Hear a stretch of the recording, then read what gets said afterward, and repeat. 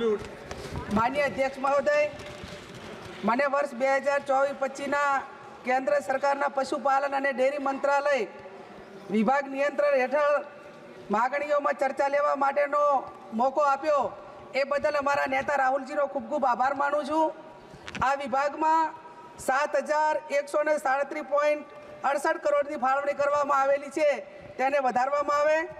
માનનીય અધ્યક્ષશ્રી, ગૃહના મોટા ભાગના સભ્યોએ ગૌ માતા માટેની વાત કરી।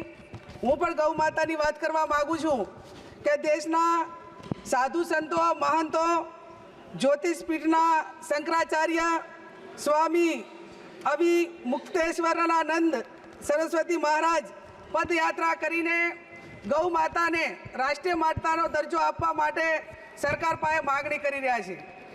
માનનીય અધ્યક્ષશ્રી, ગૌ માતાને રાષ્ટ્રીય માતાનો દરજ્જો મળે અને ગૌ વંશ ઉપર હત્યાનો પ્રતિબંધ આવતો કાયદો એ લોકસભામાં લાવવામાં આવે એવી હું માગણી કરું છું। માનનીય અધ્યક્ષશ્રી, ગાયોને નિભાવણી માટે પશુ દીઠ તમામ ગૌશાળાઓને 100 રૂપિયા પ્રતિ દીઠ આપવામાં આવે એ પણ હું માગણી કરું છું। માનનીય અધ્યક્ષશ્રી, ગૌ માતાના દૂધમાંથી તમામ બનાવટો જે બનાવવામાં આવે તે ખૂબ ગુણકારી હોય છે અને જે આપણી પ્રાકૃતિક ખેતી હોય છે એ ખેતીમાં પણ ગાયના ગોબર માટેની ખૂબ જરૂર હોય છે। માનનીય અધ્યક્ષશ્રી, પશુની ખરીદી કરવામાં આવે અને પશુપાલક તેનો ઇન્સ્યોરન્સ લે છે ત્યારે એના ઉપર 18% GST લગાડવામાં આવે છે, તો એ GST હટાવી દેવામાં આવે એવી પણ હું માગણી કરું છું। માનનીય અધ્યક્ષશ્રી, ભારતમાં ચાલતા તમામ કતલખાનાઓમાં કઈ પાર્ટીએ કતલખાનાઓ પાસેથી કેટલું ફંડ લીધું તે નામ જાહેર કરવામાં આવે એવી પણ હું માગણી કરું છું। માનનીય અધ્યક્ષશ્રી, પશુપાલકોના જે ગૌચરો હતા તે મોટા ભાગે ઉદ્યોગપતિઓને આપી દેવામાં આવ્યા છે અને એના કારણે પશુપાલકો અને વન પ્રાણીઓ એ ખૂબ મોટા મુશ્કેલીમાં મુકાણા છે।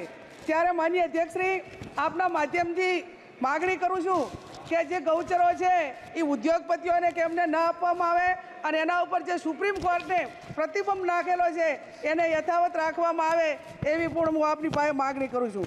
માનનીય અધ્યક્ષશ્રી, મારો જિલ્લો બોર્ડરનો જિલ્લો છે અને એમાં સેન્સિટિવ ઝોન છે।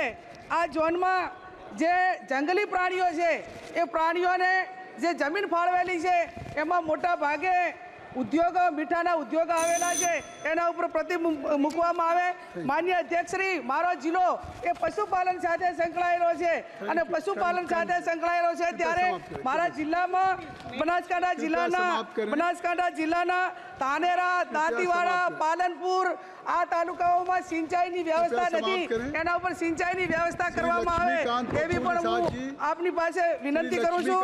માનનીય અધ્યક્ષશ્રી, જે ડેરીઓની ચૂંટણી અને તમામ સહકારી ચૂંટણીઓ એ એક મંડળીનો ઠરાવ કરવામાં આવે છે, એને બદલે તમામ દૂધના કસ્ટમરો હોય એ ડેરી નિયામકના તમામ પ્રતિનિધિઓને ચૂંટે એવી પણ હું માગણી કરું છું। માનનીય અધ્યક્ષશ્રી, ડેરીનો સૌથી વધારે મહિલાઓ કરે છે। माननीय पीठासीन महोदय, मैं आप